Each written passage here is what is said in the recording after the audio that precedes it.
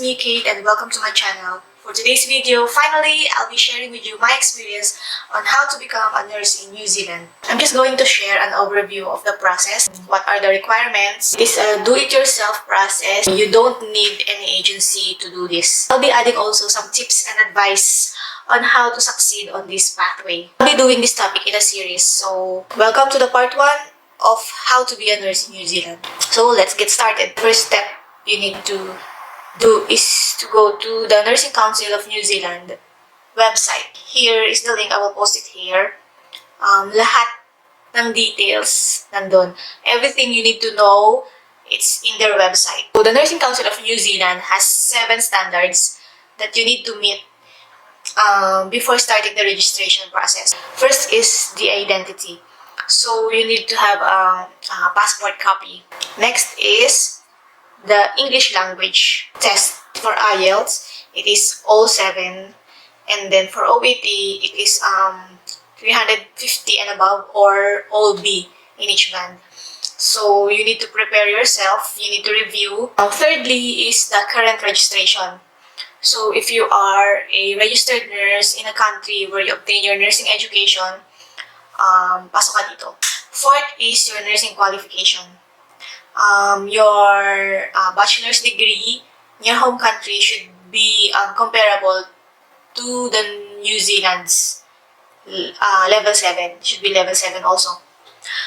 Fifth, it's the post-registration experience. So, at least, if you have at least 2 years post-registration experience within the last 5 years, so, pasok ka dito sa requirements nila. Pang-anim is yung fitness to practice. It is the ICHC checking or the International Criminal History Check. I think this one is after na ma-complete mo. Hindi mo siya gagawin agad-agad. 7th is competence to practice. So, you should be able to demonstrate that you are competent to practice in New Zealand. The 7 standards, this is the overview of the requirement of the New Zealand Nursing Council. Okay?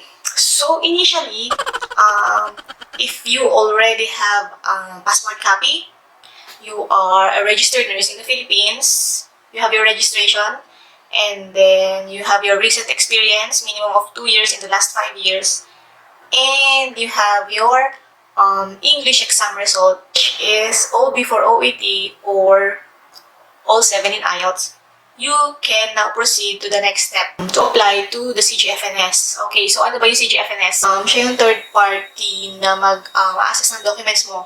And then, if may result na, sila yung magpapasa nun sa Nursing Council para magkaroon ng decision ng Nursing Council if you will still undergo the CAP or the Competency Assessment Program or hindi na. If you are a nurse registered in US, Canada, UK, and Ireland, and also Singapore, they have considerations that I think if your experience is more than 5 years, they are not requiring anymore for you to do the competency assessment program. Ano naman yung competency assessment program?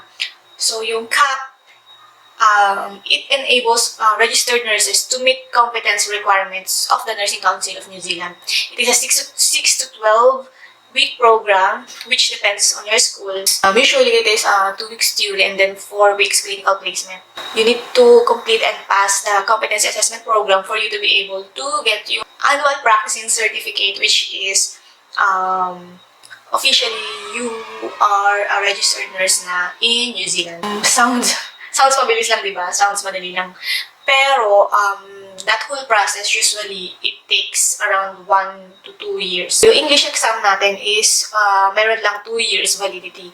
So, within that 2 years, dapat magamit mo siya. I advise, pagkapasa mo na English exam, mag-apply ka na agad sa CGFNS para gumagana na yung panahon mo, gumagana na yung time. So that, magagamit mo pa siya sa ibang areas, especially when it comes to residency application sa New Zealand. And then your CAP letter also, it is only valid for 2 years din.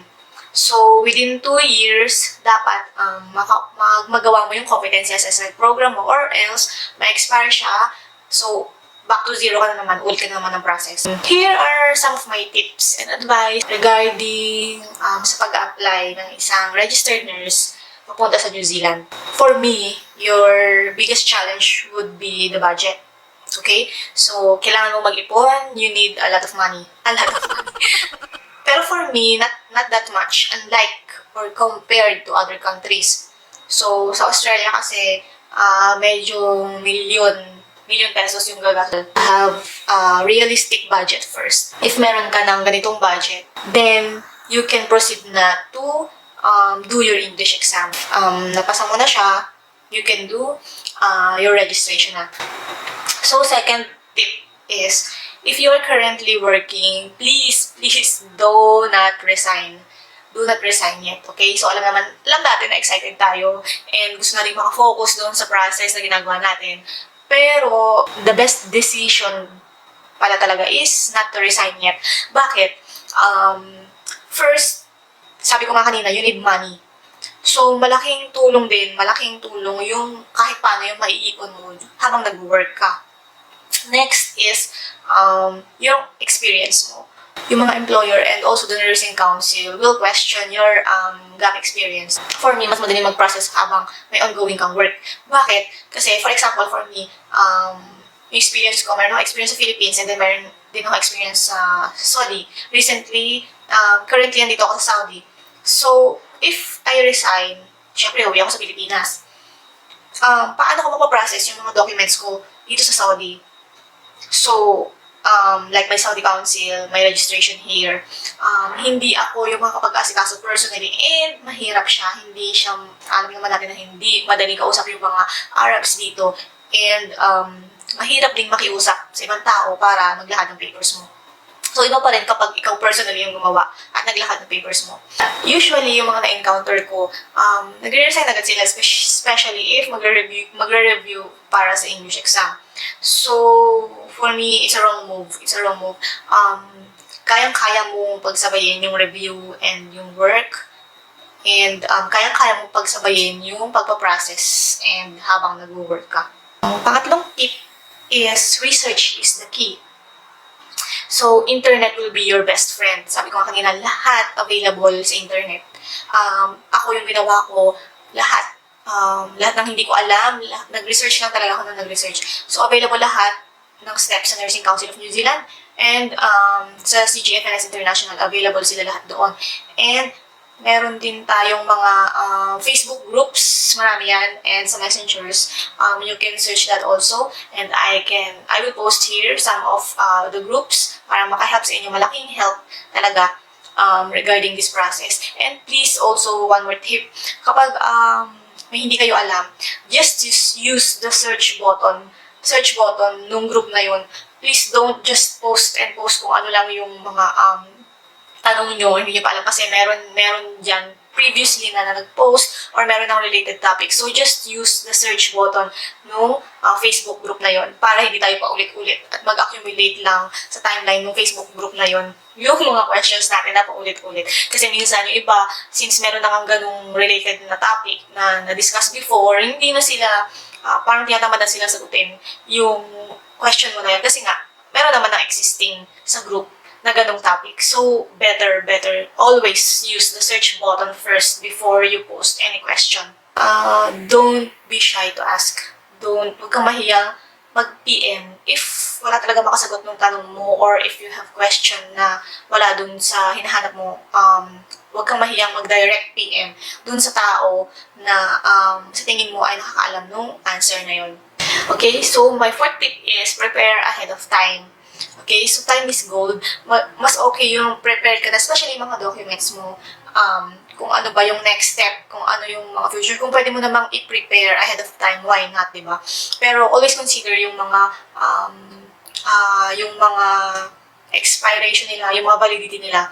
For the police clearance, 6 months only. Yung English exam, 2 years. Yung cap letter, 2 years din. Sa akin, before ko pa ma-receive yung cap letter ko, prepare na lahat ng documents ko. Lahat ng school, meron akong folder sa bawat school sa desktop ko. And then, para kapag dumating yung cap letter ko, yung cap letter na lang yung attach ko. And then, send ko na yung email lahat sa bawat school. While waiting, always use your time. to prepare for other documents needed. Okay, and of course, lastly, never cease to pray. Still, will ni God ang masusunod sa atin.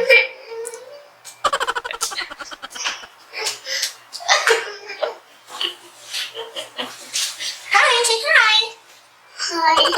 Okay, so I think that's it. This is just an overview, part 1 of how to be a nurse in New Zealand. So for the part 2, I will detail all the steps, step-by-step process. I hope na nakatulong tong video na to, especially dun sa mga hindi alam kung paano sila magsisimula, kung saan sila magsisimula.